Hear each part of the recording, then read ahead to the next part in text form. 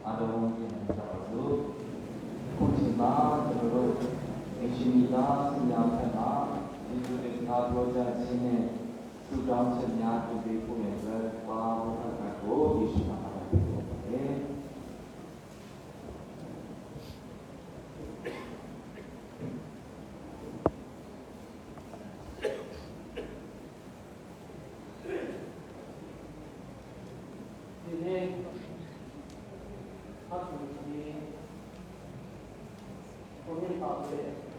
သာသနာ့ကိစ္စနဲ့ပတ်သက်ပြီးမှဒီသာကြတဲ့အခါကျတော့ဓမ္မ့ကိုဆိုများအားလုံးကိုငြိမ်းပါပါလို့မှတ်သားကြပါမယ်ပထမအောင်ဆုံးဘာခင်ဒီပါဠိတော်နဲ့အထုပတိရင်းထုတ်ကိုကျွန်တော်ကြပါမယ်ဘာခင်ဒီဦးနေပါပြီရှင်းပြည်နယ်ပြည်မြို့နယ်ပစတိရွာကိုစီပုံနဲ့ဒီကားပစီလုပ်ပြီးတတ်ရတာဖြစ်ပြီးသလရဲ့ဆန္ဒနာ9ရက်1936ခုမှာပစရွာတွင်ဆောက်ခဲ့ပါတယ်ဝိစင်မောင်မများမှာအားလုံးပေါင်း9ယောက်ရှိတယ်ပထမနုဘုံကမန်ဘာတော်တော်ဒုတိယဘာပိုင်တင်နုဟောက်ရတတိယဘာမိပေါနုမန္တဘူနုသင်္ခန်ဖုန်သတုထမှာနုသင်္ခညံဘာသံသင်္ခစင်စိတာအမနာမှာဘာဒီမှာနုရင်းသာပြီနံပါတ်6မှာနုသံဃုံဘာရောပပနဲ့နံပါတ်3မှာစင်ပါလို့ဖြစ်ပါတယ်။ဟုတ်ကဲ့ဒီအာမင်ပါမယ်ပတ်သက်ဒီမှာသူ့ရဲ့ပညာရည်ရှင်နဲ့သူ့ရဲ့လောက်ဆောင်တဲ့လောက်ပဲများဘူးအနေနဲ့ဒီကြလိုပါလေအနေနဲ့ပြောသလိုပါလေအစိုးရစံမလို့ဖိပန်ကြောင်းတွေလက်သမားပညာရှုံးနှစ်သင်ကြားခဲ့ပါတယ်။ American Institute ကျောင်းတွေ1960 နှစ်အတွင်းစကင်ဂျက်စီသင်ကြားခဲ့ပါတယ်။ဒီရက်တလ1966ခုနှစ်မှာကိုပီကုမှာတာဝန်ထမ်းဆောင်ခဲ့ပြီးတော့မှအတိအကျစီအပြည့်နဲ့တာဝန်ထမ်းဆောင်ပြီး1996ခုနှစ်အထိသိသိစင်နဲ့တာဝန်ထမ်းဆောင်ခဲ့သူဖြစ်ပါတယ်။အဲဒီပေါင်းကြီးမှာ1990ခုနှစ်ထုတ်လိုက်တော့ဟိုလမ်းပုတ်တာဒီညံပတိတို့ဒီအနည်းဖြစ်သူနိုးမောင်ဇရုံနဲ့တက်ခတ်ပြင်းပြခဲ့ပါတယ်။ဒီနေ့ဖြစ်သူနိုးမောင်ဇရုံကြီး73ဆောက်လာ1983ခုနှစ်တွင်ပေါ်တော်မူခြင်းကိုကာယပြီး1980ခုနှစ်တွင်နိုးမောင်ဇရုံကြီးဒီမှာဖြစ်သူနိုးသင်္ခန်ဖုန်နဲ့တက်ခတ်ပြင်းပြခဲ့ပါတယ်။ဘုလိုမှာရတဲ့တော့သာသမီများမှာဒီငါခိုင်လို့စီနိငါရှင်ကိုဆန်းလို့တို့ငါရှင်စင်မြန်လေးမောင်စုခိုင်ငါမကမင်းပါတယ်အတင်းတော်မှာဒီရဲ့အတ္တမှာအတင်းတော်မှာပါဝင်နိုင်တဲ့လောက်ပါဝင်တဲ့ဒီမှာအမှုတော်ကိုတော်ရတဲ့လောက်ဆောင်ရတဲ့အချိန်မှာဒီရဲ့ပါဝင်တော့ဒီများကိုလည်းအနည်းငယ်ပြောသလိုပါတယ်။ဒါကိုစီးရင်ချင်းအင်းတော်မှာတာဝန်ယူခဲ့ဖို့တော့သာသနာ့ဝန်ထမ်းသဘောဖြစ်ပါတယ်။အတင်းတော်ကိုဒီကွန်ကော980မှာ2006ခုနှစ်အတွင်းအဘိဓိမအနေနဲ့1986လက်ဖက်အဘိဓိမအနေနဲ့1989ခုနှစ်1996 1999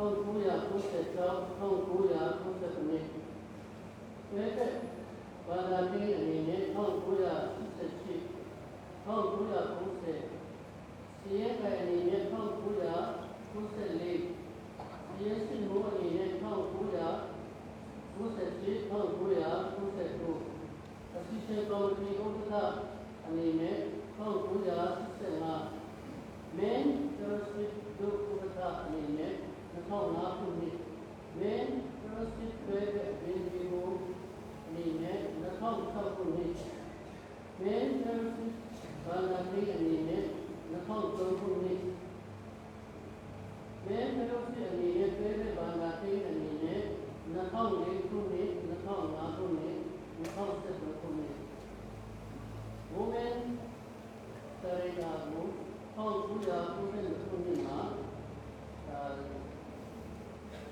တွဲပြီးတော့အဲတွဲပြီးတော့မှပြည့်ဒီ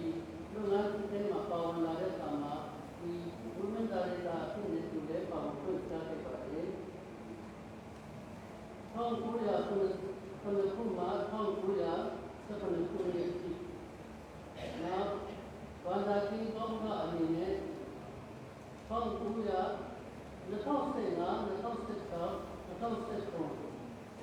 ဒီမြန်မာအမှုတော်မြန်မာပါဝင်ခဲ့တော့ပတ်ကိဒီပါလို့ပါရဲ့အထုပါရင်းနဲ့ပါလေ2023ခုနမှာစတော့မမမစန်းစီဒီကုသမှုခံယူနေစီစေငါ2025ကိုပေါ်လာမှုစီအထက်ရပါတယ်ဒီလူတွေရဲ့အနေနဲ့ဟုတ်ကဲ့ဒီဘာလို့ပါတဲ့ဇာမနာကိစ္စနဲ့ပတ်သက်ပြီးမှလူတွေအင်းရှိအောင်စီစဉ်ပြီးတော့ဒီနေ့စေအတင်းတော့မှဒီလိုစေတော့ဒီနေ့ဘောဆရာသမားများဒီမတေးသားများဘောတော်ကစီစဉ်ပြီးသူများအစားအစီစဉ်ပြီးသူများ online ဖြစ်တော်၎င်းဘုံဖြစ်တော်၎င်းအားဖြင့်စကားပါပြီးသူတော်ပြီးတော့ဒီလိုဒီပါရင်းပြီးစနေတဲ့ဝိမဆွေမျိုးဒီတေသာများနောက်ဆုံးသမဏအစီရှင်၌လာရောက်မိသားပြတ်တော်မိဆွေဓမ္မမိဆွေများအားလုံးပေါ်မှာတော်၎င်းအထူးသဖြင့်ဘဘောင်းနဲ့ပတ်သက်ပြီးဘဘောင်းနဲ့ပန်းစင်ကိုမိသားပြတ်တော်မိသားပြတ်တာပုဆောင်ပြီးတော့ဒီစင်ပြီးတော့စင်ကာပူမှာဆရာမပဲဒီမှာလို့ဒီမောင်နှံကိုပဲအထူးသဖြင့်ဒီကလည်းပြောသားလိုပါလေဒီနေရာမှာ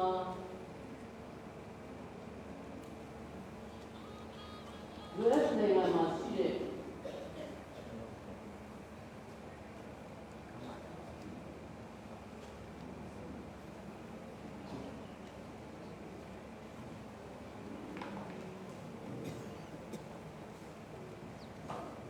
သာသမီညီ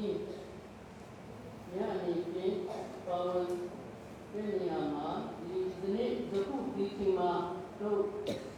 ဆက်စီမိနဲ့တို့ပါဝင်ဒီမှာသူတို့ရဲ့ဒီပါဝင်ခြင်းကိုလည်းအခုတင်ပြကြောင်းတင်ပြလိုပါတယ်အမေရိကမှာပါဝင်တော့သူများမှာဆရာကြီးဘုံရင်ပါလူရင်းမိသားစုပါဒေကံမိသားစုပါဘုံမိသားစုပါတင်တော်မိသားစုပါပေါခန့်ဘုံမိသားစုတာခုမွန်းမှာပါပါတော်ခိုင်မိသားစုနုသင်္ခန်းတော်မိသားစုနုသင်္ခိုမိသားစုနုသင်ဝိုင်မိသားစုနုဒီပုံညာဒီမောမိသားစုနဲ့ဒီဟွန်တင်မိသားစုမဒီနေ့အတွက်သာသာဘုရားသတိနဲ့ဘုရားတို့ပန်းဘုံကိုတက်ဖြစ်ပါတယ်ဘုရားတက်ဖြစ်ပါတယ်ပြီးတော့ဒီနေ့ဘာကင်ကြီးရဲ့ကျွန်တော်တို့သင်သုံးစာရတယ်လို့ဘာကင်ကြီးနောက်ဆုံးဘယ်နဲ့အဝတ်တန်ကြီးဆောင်အဲ့ဒါကိုဆရာဦးဖတ်ပါလို့မိသားစုကဒီလမ်းမလိုက်ခဲ့ပါတယ်နောက်ပြီးမှအနာကြီးကားများကိုသိချင်ပေးခဲ့တော့အမှန်ပါဘုကုစီယဘုပါပိကံလို့ပေါ်မှာလေသူတည်စီကံသူတည်စီကံပေါ်လာလို့ပါလေဒီနေ့တနေ့ကဝေးတဲ့ကိုဒီကတော့မိပိသင်္ခါများဒီမှာမိသားစုမလာရတော့တော့ဘယ်ပေါ်မှာလဲရတဲ့ခင်ကအထူးကောင်းပြပါစေလို့တောင်းရင်းဆိုတော့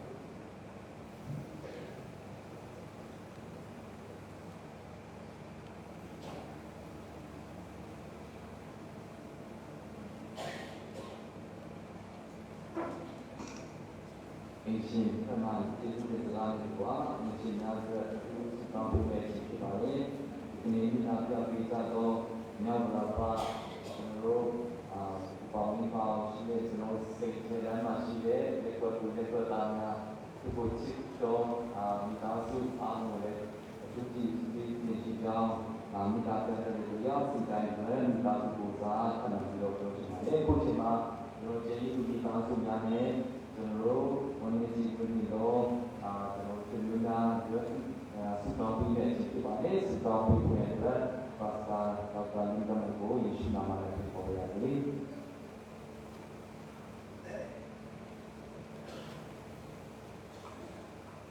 အလုံးစုံပါစတောင်းဆက်တဲ့နေရာပါဆိုဒီလိုမျိုးခြေနဲ့ပတ်ချင်းကိုပန်ထားတော့ဒီနေ့စတော့ရှင်ရှင်ရဲ့နာမကိုရှိလို့ဆိုတာရှင်းမှသာပါတယ်ဒီလိုဆိုတော့ပါလာဖြစ်နေတယ်ရှင်ရဲ့ဒီနာစီစီတရားတွေတော့မင်းအမြဲတမ်းဆိုင်ကိုမြဲစင်တာပို့ဆောင်ရပြပေးနေတော့တာများတော့ဒီဆိုတော့ရှင်းမှပါတယ်ဒီနေ့ဒီမှာရှင်ချစ်တဲ့အမြဲတမ်းဆိုင်စနာဆိုတော့အားကိုဒီပေါင်းမောင်ရဲ့အတ္တကမှာလောကမှာဆက်ချက်ဦးနိလာမောရှင်ရဲ့အသက်ရှင်ဖို့ဒီတော့တာဒီဆိုတော့ရှင်းမှပါပြီဒီကိုရှင်ရဲ့ရှင်ကိုတော့လက်စီကိုဒီမှာပေးစေပြီးဖြစ်ပါတယ်ဒီလိုသားများတဲ့ကြောင့်ဝမ်းနည်းစီဝေကတော့ဇနီးတော်မှာဆိုရင်ဇနီးတဲ့တတမီးတွေကအမှုမှာမရောက်စတဲ့ပေါ်မှာပေါ်ရှင်သမားလာတော့ဒီလိုတင်ခြင်းနေတဲ့ခြင်းနဲ့ဒီလို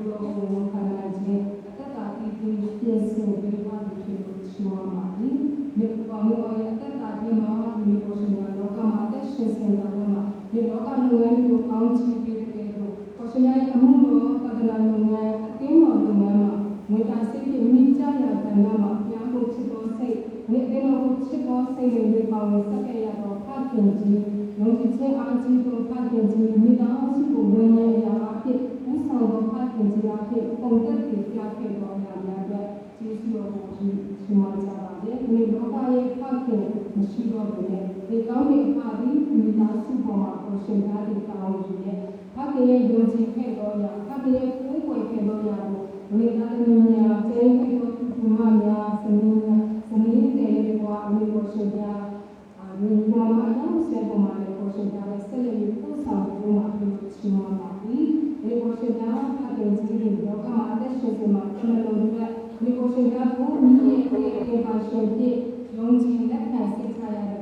ကျွန်တော်တို့ကစိတ်ချရတော့ဒီအသက်ရှင်တော်ဘုရားကိုကိုးကွယ်ရတော့ခင်ဗျာတဲ့ကျေးဇူးတော်ကိုရှင်မကြတယ်အဲ့တော့ကိုရှင်များကျေးဇူးပေးတဲ့မိသားစုရဲ့အရောက်စီတိုင်းပေါ်မှာလည်းဒီကိုရှင်များကိုမသိဘူးဓမ္မကန်တွေတော့ဒီဆိုရရှိပါတာဒီနေ့ပြီးငါလေးပြေတရားနေပြဖြစ်တဲ့ဆိုရင်ဒီအသက်ရှင်တော်ဘုရားမြင့်လေးခြင်းကိုပေးပိုင်တော်ဘုရားကိုစိတ်လုံးအကျွေးမဲ့ယုံကြည်လက်ခံတဲ့ဒီနောက်တစ်ချိန်မှာကိုရှင်ဘုရားဒီဖခင်ရှိတော်ကောင်းကင်နိုင်ငံမှာမိသားစုတွေပြန်လည်ပြီးတော့စုံစည်းရမယ်ဆိုရင်ဒီယုံကြည်ခြင်းမျှော်လင့်ခြင်းနဲ့ဒီဖခင်ယုံကြည်ခြင်းဘုရားဒီမပြောက်ပြတ်ပဲနဲ့ဒီသားသမီးတွေခဲမှာပြီးကိုယုံကြည်တော်ဘုရားကိုတာပြီးယုံကြည်ပူဇော်တော်ဒီကိုရှင်သားကိုတာပြီးတိုင်ပင်တော်ကိုရှင်သားနဲ့တာပြီးအသက်ရှင်တော်သားသမီးများဒီမှာများဖြစ်စီမှာပြုလို့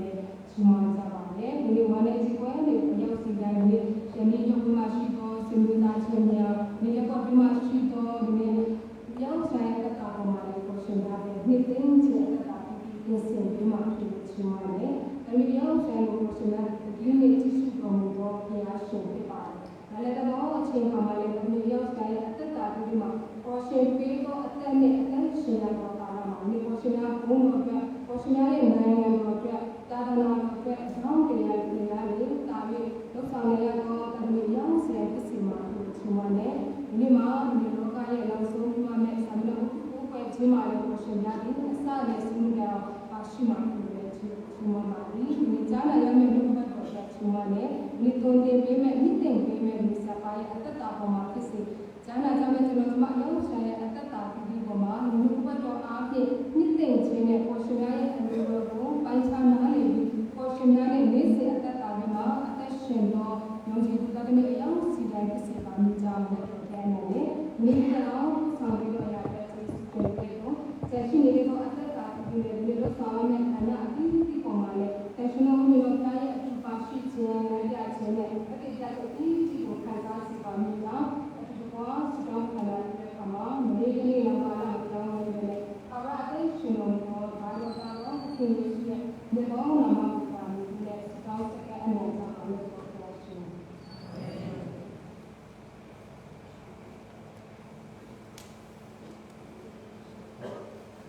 ကိုရှင်မှာကျွန်တော်တို့ဒီပိတ်စီတဲ့တော့ရဲ့ပြီးတော့ဒီပေါင်းခဲ့တော့ဒီတော့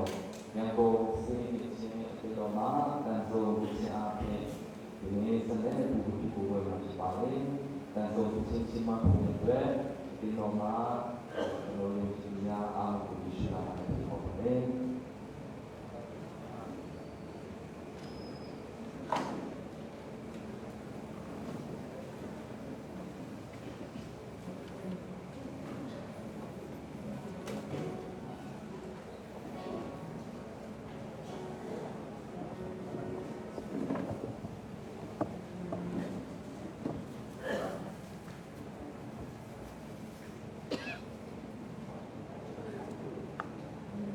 က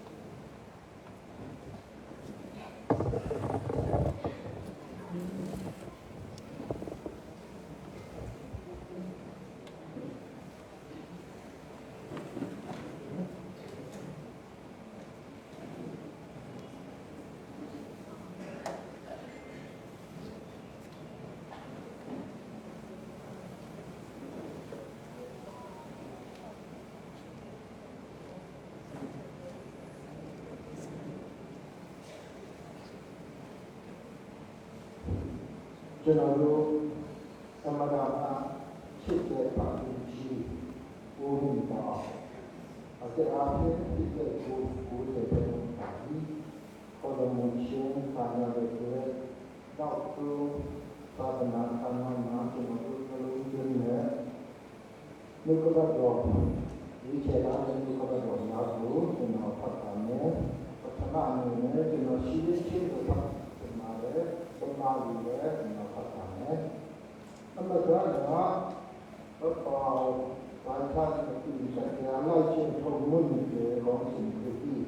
အမှန်တရားယောဂအလျင်မှာအလို့ကိုလည်းအမနာဘုံကအမိမာတာဝိသနာဝိအခုလက်ရည်အမှန်တရားယောဂဝိသုတန်ဒီမာအမြင်နဲ့၆ခုပါတယ်အချိန်ကာလရင်တင်းယူတော့ကောက်တိုင်းကလေးတင်းအသက်ကြီးရဲ့နေရင်းချရောက်တာလည်းမုန်းခါရှိမှလည်းဒီတကယ်ကိုရန်တဲ့အလေးမှာတော့ခတ်ပါစာပြီးဘာရင်ပြည့်ဒီကိတဲ့ဘူဒီတုံးလေးတုံးအကူဒီစိစတဲ့အတော်ကြီးတဲ့ဒီကွန်ဖရင့်စ်entertainment production one to what in cut made to be one to pan hong pai in here ite to ma ang ko ki thamai na here to la se no ma bi ko ki hu sa ki to ba ni de ya ni so sa ni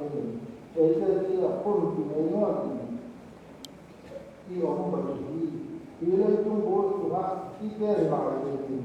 ဆုံးတီလုံးထိုးကိစ္စတပန်းကြီးတဲ့ဒီလိုတုံးဖို့ဒီဆိုလို့ဒီဘောရှိတဲ့ကဆင်းရဲတာတော့ဒီစားတယ်ဝမ်းတုံးဖို့ဒီအေးတူကပုံစံထားဒီလိုလာတယ်ပတ်ချက်ဒီကြောင်ဒီအေးရောဘောခေါ်အေးတူဟောပရစတ်ဆဲအောင်ဖို့ပုံကိစ္စနာပြီးအမှန်ဆောင်ပြီးတော့ဒီတော့ဒီချက်နဲ့မှာတော့ဒီဒီတော့ဒီကိုဒီဆိုတာဒီအောင်လာတယ်ဒီတော့ဘာဒီတော့အတိခလာဒီဒါဟရင်ဒီဒီပုဂ္ဂလာတော့ဒီတော့မူလာတော့ဒီဘုရားလူဖတ်ရှိတယ်ဘယ်လိုဝါလာသာဝိပြတော့ခန္ဒီငါဒီကခဏဖြစ်ပါလေ။ငါတို့ရဲ့နေဖြစ်ဒီခန္ဓာကိုဒီလိုတော့ညာစီရဲ့ပြည့်စုံကောင်းကျင်ဖို့နဲ့ခရာရှင်ကိုယ်တော်တိုင်ဖန်ဆင်းတော်မူသောမိစ္ဆဘာဝကိုငါတို့ကပေးနာတော်မူကြောင်းငါတို့သိကြသည်။ဤရာကြီးတဲ့နေတာချင်းကောင်းကျင်ဖို့ကိုအလုံးကြောင်းတာဒီငါတို့ဒီနေကြရဲ့နေကြသည်။ယင်းတို့ဘာလို့လဲကိုဘူရရှိတော့အာရုံခါလာနဲ့ဖြစ်နေမှာဟုတ်ရုပ်ခါလာလို့နေရအပြင်ငါတို့နေသွားကြပြီယင်းတို့နေသွားကြခြင်းမှာမိမိရုပ်ခန္ဓာကိုယ်ရှားပြည့်ပြီးမဟုတ်ဒီတက်ရှိရောအရာကိုထောက်ခြင်းအသက်ရှင်အရာကိုကြောင်းတဲ့စီနာဘောင်းခြင်းကိုခန္ဓာကိုရရှိပြီးဖြစ်ပြီးတို့ကြောင်းတဲ့စီနာတို့ကိုပြင်ပြီးတော့အရှင်ကဖျားရှင်ပြီးငါတို့ခံစားကြံကိုယ်တော်ရဲ့ပြုလို့အပေါင်းကအမတ်အဖြစ်ဖြစ်ဝိညာဉ်တော်ကိုငါတို့အားပြုတော်မူပြီးတို့ဖြစ်ဖြစ်ငါတို့အရှင်ရဲရင်တော်ဖြစ်ရှိကြပြီးဒီခန္ဓာကိုယ်နဲ့နေ၌ရှိနေကြကာလပတ်လုံးငါတို့ဒီတရားရှင်ရှင်တော်ရဲ့ဝိပေါ်ရဲ့ဒီကပြီးငါတို့ဒီဘဝအတွက်ယုံကြည်ခြင်းအဓိကဖြစ်ပြီးမြင့်တဲ့ဉာဏ်ချင်းဒီပါတော့ဖတ်တော်ရဲ့ဒုက္ခပတ်တော်ပေါ်မှာဘုရားရှင်ကအသိပါမောင်းနေပါစီဟုတ်ပါဒီမှာတော့ပါဘူးပါဘုရားကတော့ဘုရားရှင်ကသူတို့ကဘာလို့တာဒီလိုနေတာမှာတို့လိုက်တဲ့ညဇာကိုကိုအားကြရစီတာဒီပတ်တော်ဆုံးပါရတာကိုဟာတဲ့တဲ့ဆံမျိုးရှိတယ် Thank you. ဘုရားရှင်ကဒီမှာတော့ပါဘူးပါတို့လိုက်တဲ့ညဇာကိုကိုအားကြရစီတာဒီပတ်တော်ဆုံးပါရတာကိုဟာတဲ့တဲ့ဆံမျိုးရှိတယ် Thank you. ဘုရားရှင်ကဒီမှာတော့ပါဘူးပါတို့လိုက်တဲ့ညဇာကိုကိုအားကြရစီတာဒီပတ်တော်ဆုံးပါရတာကိုဟာတဲ့တဲ့ဆံမျိုးရှိတယ် Thank you. နာကျဲတူရင်းနဲ့ဆောင်းလို့ပုံပါဠိကိုတော့ဘုရားရှိခိုးတာဝါရဒီစီပေါ်ပြီးဆိုမှအလားကိုပါလို့ပြောဝါရဒီစီပေါ်ပြီးဆိုမှသူ့ရဲ့တော့ပုံကိုဆိုတာအားလို့ဒီကြောင့်ဘုရားအဲ့ဒီလည်းများကာလနာသဘောတူရင်းနဲ့ပုံကိုမြတ်ဘုရားရှိခိုးတာအပါလို့ရှိတာကြောင့်တော့ဒါကိုဒါရှိတာသက်သာချက်ဖို့ပါပါရှိတာကုမ္မာဆိုတာနာဒီတူနီအေးမာသတ္တန်နာသူ့ဘာလို့အရာကန်လေးတော့ဒီတော့ကတော့မော်ရီတဲ့အစီအရာမျိုးကဘုံတော့ရင်းကျင်းနေပြောတယ်မာတာတောင်းအေးမာမှုပါမှာသူ့ဘာလို့ဆက်这个不光是把人这个马西个总办的这个啦，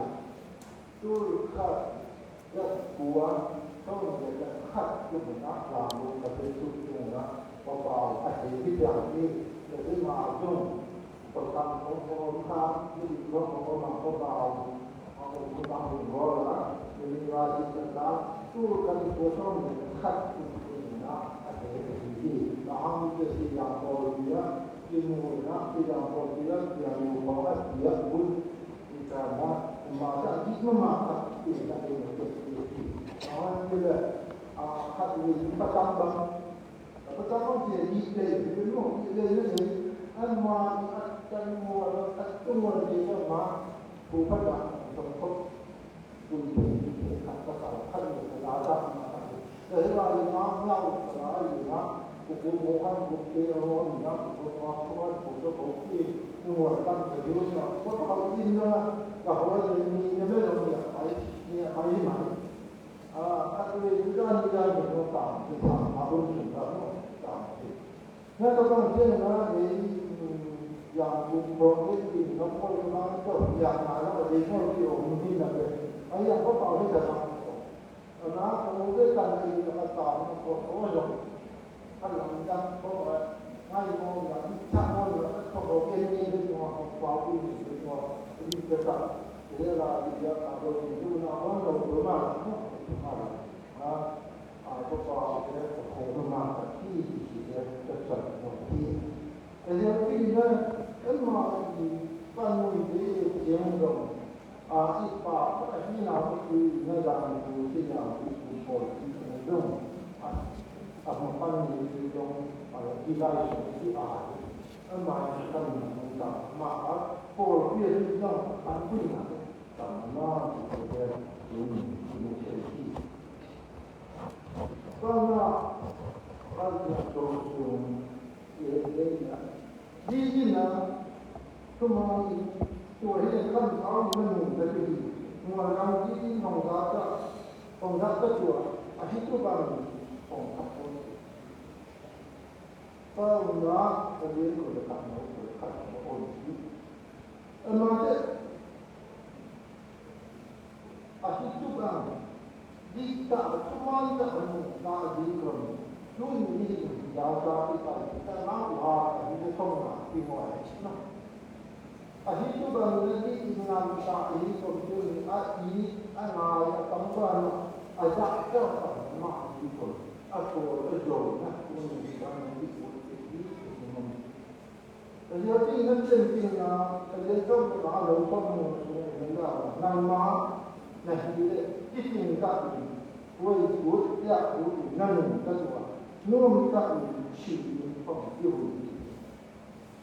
所以说吧马开始了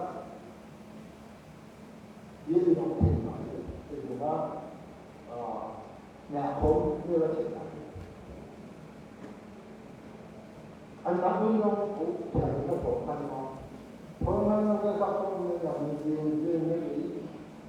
lúc mình cũng cần khăn lúc lúc rồi ra khổ nó lại rồi thì thế phải nó có bảo một cái gì cho làm sao nó thật không cơ bản nó làm có là cái gì nó phải nó chia sẻ cái gì chứ anh là thế nó ทั่วราชวงศ์ไม่ตัวมันบางเรื่องกุ้งทองวัตถุดิบโลหิตเอ้ยข้าวนักหนาชอบแต่ที่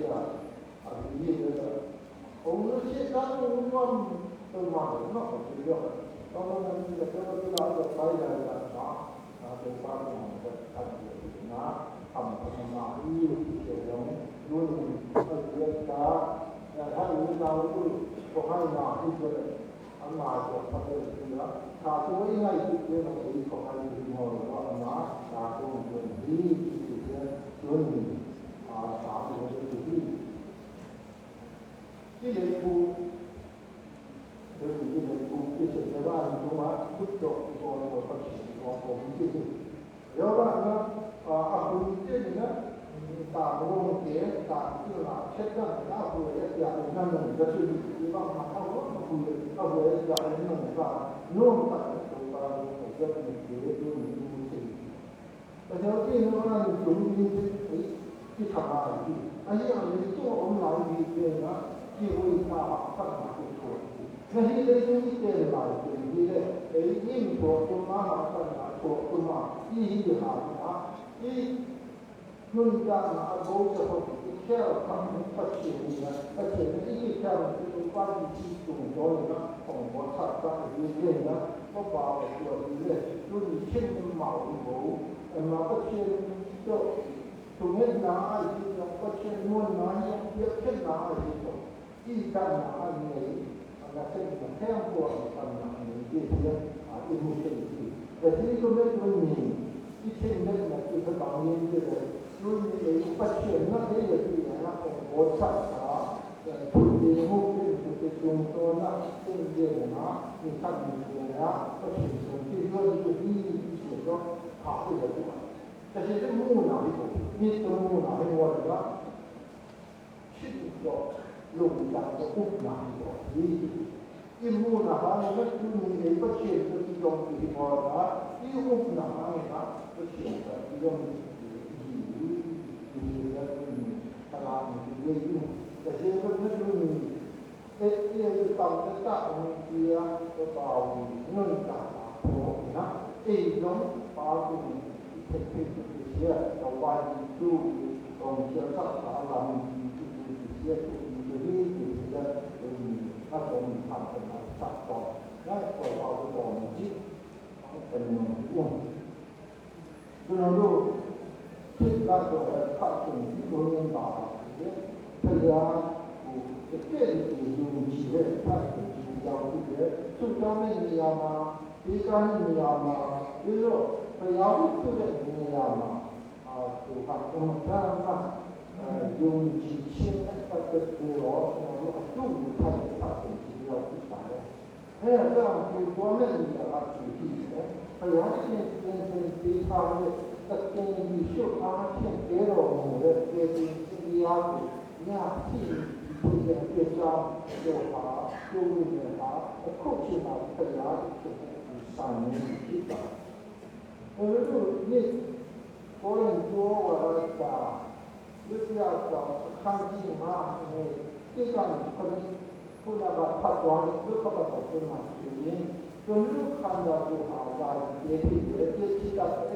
ได้ปัจจัยลูกคันดาบูหาเจ็บชีวิตบริเวณนั้น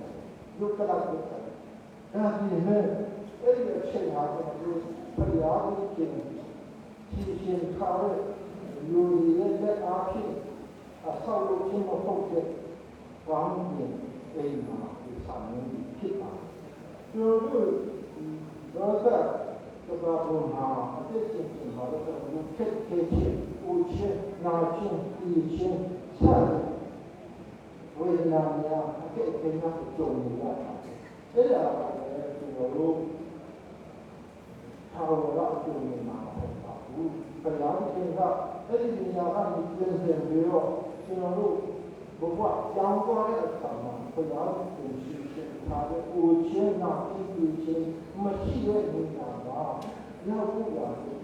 เป็นที่น่ารักเอ้ยเรียนเชิงเล็กเดี๋ยวรู้เรียนเชิงยากเลยเดี๋ยวก็เรียนที่ช่วยอาชีพเป็นที่น่ารักก็เรียนที่ช่วยอาชีพเกิดเป็นเชิง How I said, okay, well, looking to go in the periodic and power in the not they are going to do your machine, you know, kept anything, the road, you know, the karma, for what young karma, which is not between here, a young son,就如看见公益法，不了解我有几批，这经济数偏压系的决定辛苦的压系，一批的对象，这就是能够达到服务这样的市场部。我看在国际专业干嘛了，就是跟那个2001年对牛羊的文联邦咱们为你也要不要能够这个看法，我就。看我那是抓了，这张我看见几米样，这个路的样气不样的，这个路途，这样是上的，这要这个看不，可是也两千多，这个路在桥一看一看，哎呀，这个路年纪2平，年纪还一干是发布，就几千2平。他这形象还是干下来的，这情感太经济和医保，然后今年那两岁来说，也口径嘛，有几千个起步的话，更多来看下来，所有那些在中心上的，然后帮助他的人吧，这个方面这个是。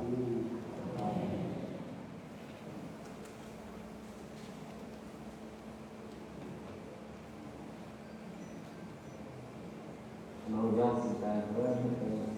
พิจารณาที่เราจะให้ทุกทีเลยที่ข่าวว่าเราจะขอผู้บริสุทธิ์มาเลยตรงนั้นเสียในเมื่อชีวะเลยเราเช่นโดยก็เลยมีโรคอันนั้นเช่นที่เกิดจากเรามันเกี่ยวกับสิ่งที่เรามาเราเรียนเยอะเรามีเองมาเราปรับปรุงเราเห็นสิ่งที่ผู้บริสุทธิ์สิ่งมาเชื่อด้วยကျွန်တော်လိုက်ပါประเทศที่มาเอาเนี่ยน้องสีกันကိုလည်းယေရှုနာမ၌ပြပေါ်ပြစေလို့ဒီနေ့ကျွန်တော်တို့လာတဲ့အတိုင်းကျွန်တော်သုံးပြခဲ့တဲ့ဒီပါစီပါစကားတွေကတော့ကျွန်တော်လာပြတဲ့လမ်းကြောင်းတိုင်းပြန်ပေါ်မှာပြီးတော့အသေးတော့ဒီပါစကတော့အင်ကိုပေါ်မှာဖြစ်တဲ့ဆိုတဲ့ကြောင်းလေးဒီရန်လေးပုံမှန်ကြည့်ရရှိပါတယ်ဒီနေ့ကျွန်တော်လာရောက်ပြင်ပြီးတော့သူများကိုဒီနေ့အင်တော်နာစုမိသားစုများဖက်မှာကျွန်တော်ကျေးဇူးတင်နေတဲ့တော်တော်ဒီနေ့ရောက်စီတိုင်းအတွက်ပြင်ဆင်ထားတဲ့အစားအသောက်များနဲ့ဒီနေ့ကျွန်တော်တို့ရဲ့ဘုရားပုဂ္ဂိုလ်ချင်းကျေးဇူးတော်ရှင်မကြီးများအတွက်စုပေါင်းပေးဖို့အတွက်ပါစတာအောင်ပုဂ္ဂိုလ်ယေရှုနာမ၌ဖြစ်ပေါ်ပါစေ။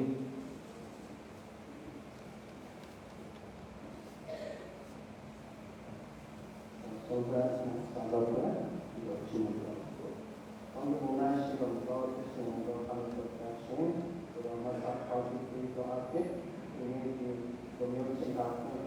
che si porta lo cibo che ci sta lì questo tempo non c'è l'altro o mi pare che sta con la prima pesce ciao c'è se o che dai no con la mia usa non che lo da giro ci mangiamo peròဒီမှာရတဲ့တာမှာအတွက်တော့အတင်းတော့တော့ဘာပုံစံမှာတော့ကောင်းကောင်းများတော့တော့ကောင်းချီးတဲ့အတွက်တော့ရှိတော့ရှိမှန်းတာပါဒီမှာဒီရဲ့စုတောင်းအားဖြင့်ဒီကံစွန့်ကြတော့အတက်တာနဲ့လူမျိုးချစ်တော့အတက်တာဘယ်လဲတာမီပြောချစ်တဲ့အတက်တာမှာဆက်တဲ့မှာပုံသက်ပြည့်နေတဲ့တော့ရှင်းတာဒီရပါမယ်တောင်းတယ်ဘောတာရောက်ချစ်တဲ့ကောင်းချီးပေးနာလို့ပါတော့ဒီတင်ပါလေဒီအစီအစဉ်ဝယ်တဲ့အစလို့ဆုံးတဲ့အောင်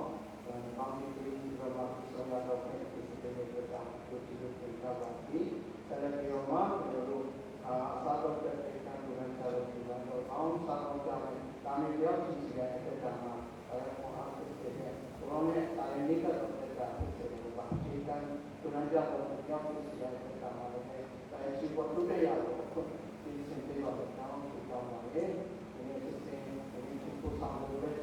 တော့ကျွန်တော်ဆောင်ရမှာလည်းဒီမှာတော့ပါရှိပါကြောင်းဒီလိုတော့ပေါ့ရှင်းမနေပဲဒီစုကလည်းဒီတော့ဒီတောင်းတဲ့ပုံစံမျိုးပဲ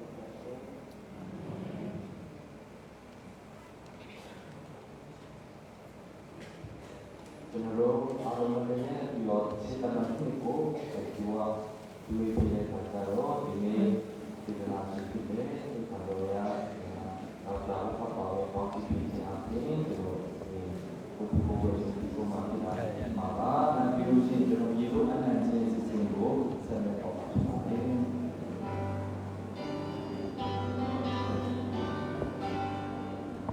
We love you.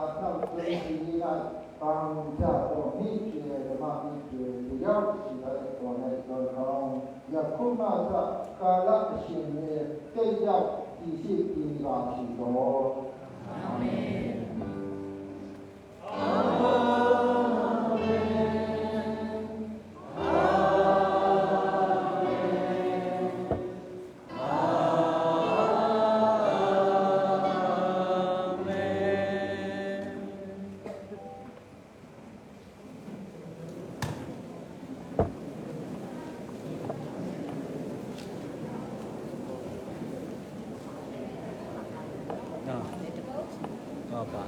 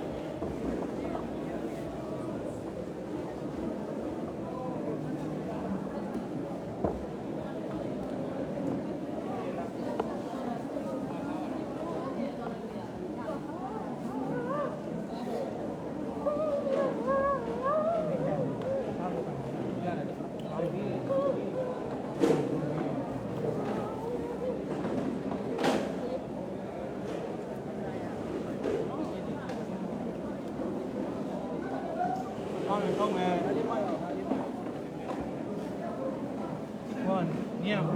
ရပ်ဖို့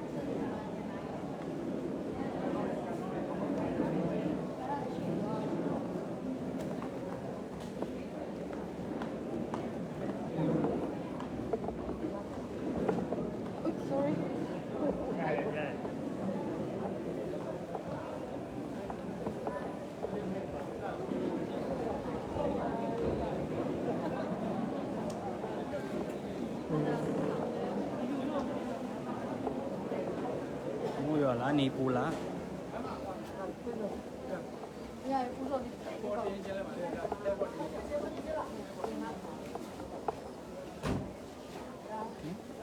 cái gì chị ạ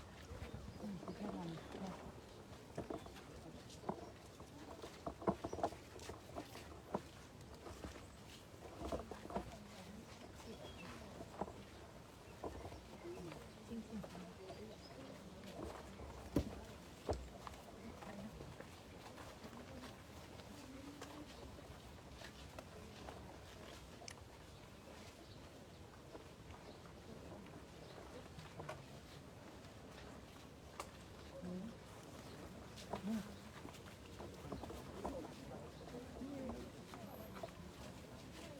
န်တော်တို့သိချရတော့ပေါ်ဝင်ပါပြီဒီသိချလာတော့အခဖျားသခင်ဒီဝင်တော်ထဲမှာအနားယူသွားပြီဖြစ်တယ်ဒီဝိညာဉ်ကတော့ဖျားသခင်နဲ့သူသာရကာလမှာသုံးဆံနေဖြစ်ပါတယ်သို့ပေမဲ့တွေ့ချက်ရှိသောယုတ်ကလအားဒီတို့အနံဝိပုကိုပဲချင်းအစာပြုဖို့ရတဲ့ပထမဦးစွာစမ်းစာတစ်ပိုင်းဖတ်ပါမယ်ဒီတဲ့ခါမှာကျွန်တော်စုကောင်းပြီးတဲ့ခါမှာတစ်ချက်အမှတ်စဉ်နံပါတ်5ကိုဒီဆိုချီးမွမ်းကြမှာဖြစ်ပါတယ်ဒေသနာကျမ်းခန်းကြီးစနစ်ခန်းငယ်ခနဲ့ထိုကာလ၌မြေမုတ်သည်မြေရင်းမြေတို့၎င်းဝိညာဉ်သည်အရင်ပေးတော်မူသောဘုရားသခင်ထံသို့၎င်းပြန်သွားရလိမ့်မည်ဆုတောင်းကြပါစို့ဒီနေ့ဆောင်နေရတာပြီးတရားစတိုင်ကိုချစ်တော်မူသောမေတ္တာတော်ရှိအဖဘုရားသခင်ကိုတော်ဒီကျွန်တော်တို့ကြောက်ချင်းစီတဲ့အတ္တတာကိုကိုတော်ကပိုင်တာတာဖြစ်ပါတယ်ကိုတော်ဒီနေ့ကိုတော်တိတ်ချလာသောအကိုကိုပေါင်းခြင်းပေါင်းရဲ့တတ္တာကိုကိုတော်ဒီကိုတော်ရေပွေတော်တဲ့တို့ပြန်လည်၍သိသိပြီးဖြစ်ပါတယ်ဒီတွေ့ချက်ရှိသောယုတ်ကလအားကျွန်တော်ခုချိန်မှာလည်းဒီတို့အနံဝိပုကိုပဲခြင်းအစာပြကြဖြစ်တယ်။သာသခင်ဒီနေ့ဝန်နဲ့ချေကွက်လက်ရှိနေကြသောဇနီးတဲ့တော်၎င်းတာပြီးများတော်၎င်းစေတို့သားချင်းအသေးသူတေသားတရားချင်းစီပေါ်မှာတန်ရှိသောဝိညာဉ်ခန္ဓာပါမှလာသောဒီတက်ချင်းကောင်းကြီးမင်္ဂလာကိုချပေးသွန်လောင်းပေးသနာတော်မူပါ။ဘိုးကျွေးလက်ရှိသောသူတို့၏မျက်ရည်များကိုကိုတော်ကပဲတုပ်ပေး၍နှစ်သိမ့်ခြင်းမင်္ဂလာကိုပေးပါမည်ကြောင်းတဲ့တော့ဒီနေ့ကျွန်တော်တို့ကိုပေါင်းခင်ပါဝီယုတ်ကလအားမြေတို့ဝိပုချင်းစီစဉ်ကိုယေရှုဖျား၏နာမကိုပြု၍အစာပြကြတယ်ဖတ်ပြတဲ့ခင်အာမင်ရှင်နမတ်ငါပြပါတယ်ကျန်နောင်တော်မြတ်ကြီးမူတော် Om Venti Bin Hong Kun Ta Hen Atu Te Hong Kam Ching Ta Hen Nam Ma To Phat Chen Om Khom Ta Hen Iki Mu Ki Ma Te Yesu To Ki Mu Ma Te Iki Mu Ki Ma Te Nam Ma To Phat Chen Om Khom Ta Hen Phat Chen Nam To Om Hen Ki Mu Do A Tham Me Hong Zet Chen Ta Hen Ni Simana Anong Wa Hen Nam Ma To Phat Chen Om Khom Ta Hen Iki Mu Ki Ma Te Yesu Ku Ki Mu Ma Te Iki Mu Ki Ma Te Nam Ma To Phat Chen Om Khom Ta Hen 来前头们开心的是，给人下连他们你老famili一共几个礼物呀，这几个，一查起来能打那红的八不全红红的是，一见头发个毛的见到那头发不全那根线的那头发红的大红，啊一那么把面包，那种啊。quân xóm đến quân có vào xóm của từng đồng bảng từng nhân quân nhân tạo quân chỗ thì nó chú ý là khi lệ trong qua đó làng con thì nó trong qua nó không lạ sao thì còn thì không ai thì hít ra dùng nó trong qua thì nó phát bel hồi bel thì nó anh nhau sa gọi sa thì đang mặc chú ni các bao các bạn nhìn tạo luồng xóm bây giờ như là chúng tôi không chỉ tập bài mà nhá lấy ác chi vào lấy á thì tôi chỉ bài mà in tôi ní bắt đầu ở luồng xóm lấy á ba cha thật chuyện thông minh đó đi áp đi à cha hi lệ văn chúng tôi bảo bất chuyện đó nàng con dấu chỉ nụ thì tôi bảo bất chuyện là mình thân là ngã ta hết Rang lên là mình thân là yên là hệ cho là tại cái điểm rang lên mình thành tàu cá cả cái chuyện nào tôi bảo cái chuyện nào cái yên mà u bao nghìn bao tôi là gì lệ này mà yên nó đã phải châu xí làm mà cho mang không thì yên tôi bảo cái chuyện nào là châu xí lấy tung akum som giờ lấy kum có và akum som quét xuống tum đâu nhìn nhàng mà chỉ đâm khăn sau mong tiệm mà chỉ aji hạt tạt tê cho u này ra nó cái chém phô hà nhìn trong tổ pan ham mình thằng con cổ đồ gì rồi lại ra hi lệ cho qua anusiat aji hạt tạt tê cho qua với chiên ông anh nhà hát lên nào chứ là cái tệ cho qua với chiên nhàng mà in thằng giang giang ta in chung tân nào cũng xuân thế bỏ được quan này nan là mong phụ gia in dan mua đóng in nào là in là thà cắt kim cho hay dùng chụp ban nan nan ở thái man chụp à hàng chụp à in luôn in ibang in à khá đều xét là tiếp chung á nam man gió quỳ là hàng gì đó nan in thằng con cổ ua nên mang in tất cả in tàu để đi cái việc tan nhạc sẽ ông phải chú hun chung lắm nó cuối nó chú tiền dây dây